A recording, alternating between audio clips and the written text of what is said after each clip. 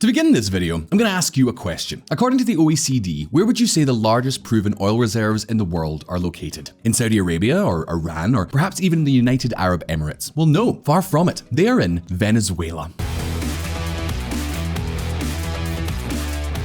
Venezuela is a country that, in spite of having the largest oil reserves in the world, in spite of having a wonderful historic connection with Europe, and in spite of having been one of the wealthiest territories in the world in the past, today is terribly poor, and certainly much poorer than it should be. In other words, if Venezuela were able to take advantage of its natural resources, it could become a much richer country. Perhaps it could even resemble other energy and mining powers such as Norway or Australia. However, the reality is that it is nowhere close. But take note, because what is most interesting about all this is that the Venezuelan case is far from being the only one in this region. For example, if we look at a map showing how proven conventional oil reserves are distributed around the world, we will see that Latin American countries such as Mexico, Brazil, Ecuador, and Argentina could also have large and lucrative oil industries. And of course, this is not only true for oil.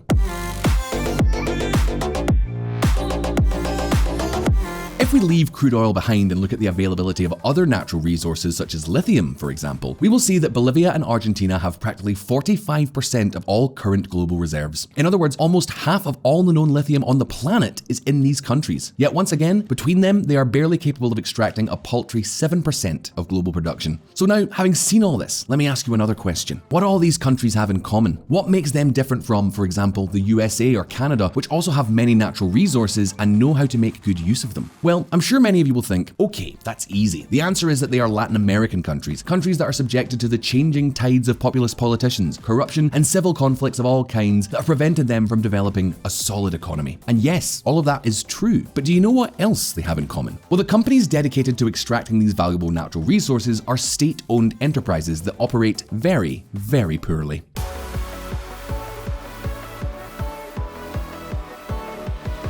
Without going any further, in this graph you can see a comparison of the profitability of Latin American state-owned enterprises versus private companies in the oil, gas, and electricity sectors. The result is very clear. Private companies are much more profitable, with returns on investment up to 300 times higher than state-owned enterprises. And all this, of course, without taking into account that this graph is based on a study made with 2012 data, back when countries such as Venezuela had not yet collapsed. Given this fact, I am sure that many of you will think that the obvious solution to these problems is to privatize these companies, sell them to private investors, and let them take the initiative. However, this apparent solution has one huge problem. In Latin American countries, talking about privatization is like talking about the devil and hell. Frankly, at the present time, it does not seem a realistic alternative to propose new privatizations. And if you don't believe me, just ask the Mexicans. The 24th of April 2008, Mexico, against the privatization of Pemex. The government's attempt to privatize the state oil company Pemex caused general discontent that threatens to provoke a major crisis. Knowing that the privatizations of these sectors seems practically an impossible mission, it is worth asking ourselves if there are other solutions for solving these problems. And do you know what? The truth is that history tells us there are. In other countries, such as Norway for example, there are state-owned enterprises that exploit their natural resources, and unlike Latin American state-owned enterprises, they do it quite well. Precisely for this reason, in this video, we're going to tell you why state-owned enterprises perform so badly. We're going to explain the 5 problems that lead them to lose so many opportunities and sometimes money. And we will give you the key steps for making them as competitive as their equivalents in countries like Norway. For the purpose of this video, we will use Latin American companies as examples, but everything we tell you will be equally applicable to state-owned enterprises in other countries. Are you ready? Of course you are. So let's get cracking. If there is one thing that well-performing companies generally have in common, it is their objectives are to make money, be efficient, and be able to make the most of their resources. This may seem obvious to us, an implicit characteristic of any business project, but the truth is that in many state-owned enterprises, the opposite is true. You see, in countries with populist regimes such as those in Latin America, it is very common for state-owned enterprises to function more as political tools than as productive tools. In other words, politicians often use their companies to meet short-term electoral objectives. For example, let's say unemployment is too high right before the election. No problem. The government can use the state-owned enterprises to hire workers as if there is no tomorrow, and thus they can recover a few votes. Let's say inflation is too high and that it's angering the population. No problem. The government can cap the price of the gasoline it produces and sell it at a loss. In fact, I'm sure many of you are familiar with news stories like this one.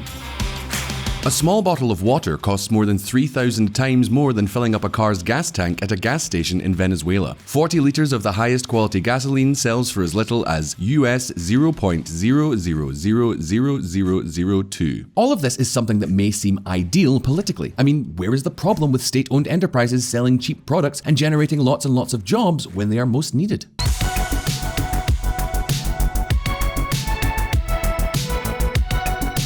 Well, the problem is that, in the long run, if a state-owned enterprise hires much more workers than is necessary, if it is only dedicated to fulfilling the government's delusions, or even if it sells its products at ridiculous prices, the most likely outcome is that this company will end up with a serious financial problem that will prevent it from staying afloat. And do you know what? This is just what happened with gasoline in Venezuela. The very low prices and massive contracting made PDVSA, the state-owned oil company, unsustainable, so that after a while, the market collapsed completely.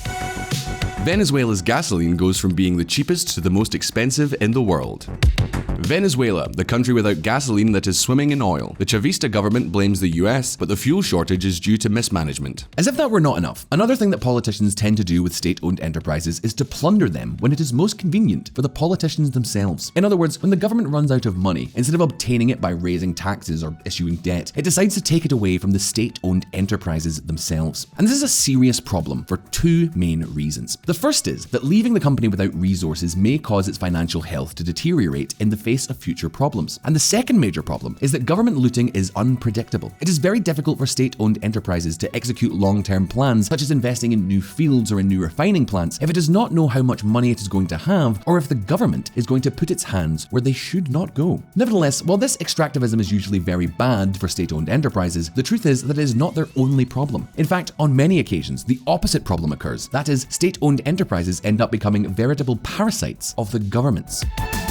Pemex, Mexican oil company, will receive $3.5 billion from the government to reduce its debt. There are occasions in which it is not the government that extracts resources from state-owned enterprises, but rather it is the companies that extract resources from the government. Think about it. As we have said, populist rulers often use these companies to fulfill political objectives, such as providing jobs and distributing products at a loss or at very low prices. As a result, this compromises the finances of these companies. Well then, if the state-owned enterprises go bad, if they lose money, and if eventually they may end up even going bankrupt, what do you think will happen to all those workers and citizens who benefit from the political job placements? Well, obviously, they'll lose their profits or their jobs. A bankrupt state-owned enterprise is very, very bad news for the electoral success of the government that oversaw its failure. That is why, when state-owned enterprises do very badly, they are usually rescued by the state with public money. Although yes, I know what many of you are thinking, why is it a problem for state-owned enterprises to be helped by the government that runs them? Isn't it precisely something that could help them do better? Well, if such assistance was given only at very specific times and in the case of force majeure, it is possible that a small amount of assistance would be reasonable. The problem is that, realistically speaking, the managers and workers of state-owned enterprises know that the government will always be willing to bail them out. So you could say that they are not afraid of losing their jobs or seeing their salaries reduced. This leads to the fact that those in charge of working and managing the companies from the inside have little incentive to get down to really solving the company's problems. And this is exactly what is known as the problem of weak budgetary constraints. Be that as it may, all that we have just mentioned are financial problems. They're money problems. But the truth is that in the state-owned industry, there are other, even more serious issues. Do you want to know what we're talking about? Well, pay attention to this. Musical chairs. In any company, whether state-owned or private, it is very important that the decision maker is perfectly aligned with the company's objectives. For example, in a private company, the person is usually the owner. If the company loses money, so does the owner, and if it makes money, so does the owner. This figure of the owner is what is known in economics as the principal. And the thing is that, in the case of state-owned enterprises, this figure of principal, well, let's just say that they're not very well defined. There is not really a major stakeholder in the company doing well, but rather there are multiple managers, directors, and politicians who share the task. So just think about it. On the one hand, we could say that the government would be that principal, the interested owner. But we've already seen that they tend to pursue purely political ends. Their incentives are clearly not aligned with those of the company. On the other hand, it could be said that no, the principal is not the government, but rather it is the manager or managers of the state-owned enterprise. But this raises several problems on its own.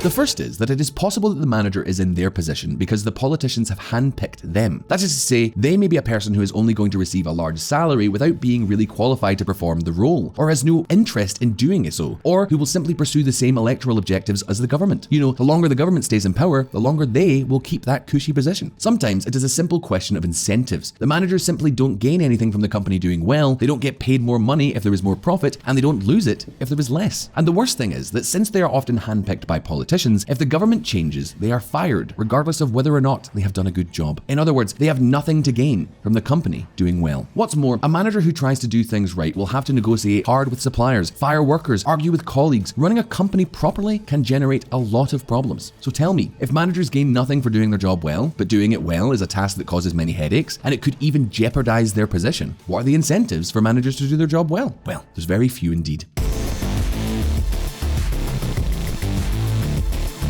At the end of the day, all managers, politicians, and the civil servants below them usually end up pushing personal objectives and not the objectives of the company itself. Something that, by the way, explains news items like this one. Petrobras corruption scandal shakes Brazil's economy and politics. One of the main people involved in the scandal has been President Dilma Rousseff. In SOEs, state-owned enterprises, it is far from clear that the interests of politicians, managers, or even decision makers are moving in the same direction, nor, of course, is it clear that they are the same as the interests of the company itself. That is why the third problem of SOEs is the problem of multiple principles. But be careful, this is not the end of the story. There are still two very important problems to be solved, so stay tuned. The lost control. Let's imagine that the problem of multiple principles disappears. Let's imagine, for example, that a politician comes in who takes office and whose real objective is to make state-owned enterprises profitable and successful. Well, even so, it would still be very, very difficult to get things on the right track. Although there may be very good intentions on the part of management, in many cases, state-owned enterprises are not very transparent. Their financial accounts do not follow international standards, and in short, there are no truly objective ways of measuring their performance on a day-to-day basis.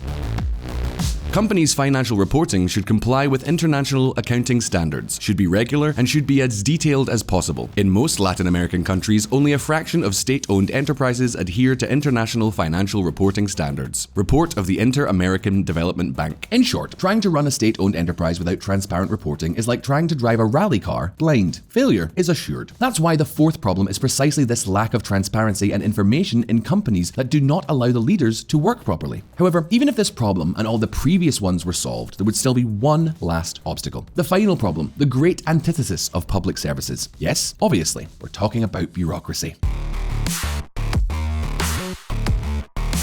We will not dwell too much on this last problem, since I'm sure that all of you will have experienced it in person while dealing with the public administration in your city or government. But in short, bureaucracy is a problem that slows down the capacity of state-owned enterprises to act. For example, there are cases in which urgent projects must be approved by countless politicians and civil servants. Sometimes thousands of documents and permits are needed to take an infinite amount of time and to be ready to be implemented. And sometimes the simple fact of hiring and firing people can become an almost impossible task. In other words, running a state-owned enterprise is not only like driving a rally car blind, but with your hands tied as well. Be that as it may, and having seen what the main problems of state-owned enterprises are, what are the most important questions which now remain? Well, the answer should be obvious. What is the solution to this? Well, let's take a look.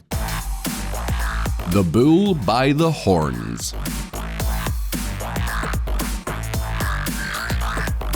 The first step to solving the problems of state-owned enterprises is to solve political extractivism and to solve the problem of multiple principles. In other words, it is necessary to restrict political control of these companies and ensure that the main incentive of whoever is at the helm is to make the company successful. For this purpose, several strategies can be used, such as the following. The first strategy consists of listing a percentage of each state-owned enterprise on the stock exchange. In this way, shareholders can be in charge of pressuring the company to become profitable, as is the case with private companies. In the meantime, the state retains majority ownership. This would be similar to what China does, for example. However, it is very important for the execution of this strategy that minority shareholders are duly protected. In other words, politicians should not have a free hand to do whatever they want. They must be companies that are reasonably independent of political power.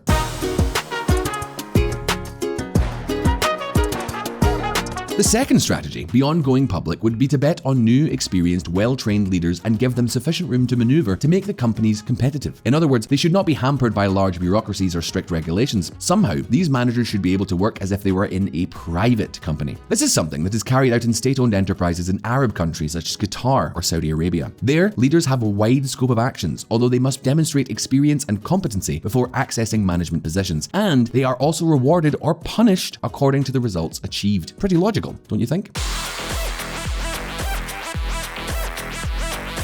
Whatever the case, in order to reward or punish, it is first necessary to solve the problem of information and transparency. It is of little use to put in place a very experienced leader if you cannot control them. This is something that could be improved with detailed reports of daily operations, with financial reports adjusted to international standards, establishing clear short, medium, and long-term objectives, and detailing in depth the reasons and amounts of money movements to avoid causes of corruption. Of course, all of this also requires a lot of resources and time. This is not easy to achieve. Then, beyond that, another more interesting way to monitor the performance of state-owned enterprises would be to compare them with international equivalents. For example, South Korea's rail services record the number of delays of its state-owned trains and compare them with those of other countries such as Japan or Singapore. So what happens if South Korean trains experience more delays? Well, the managers get paid less money. But if they are faster and run better than in other countries, the managers are rewarded for it. Once again, we're talking about aligned incentives.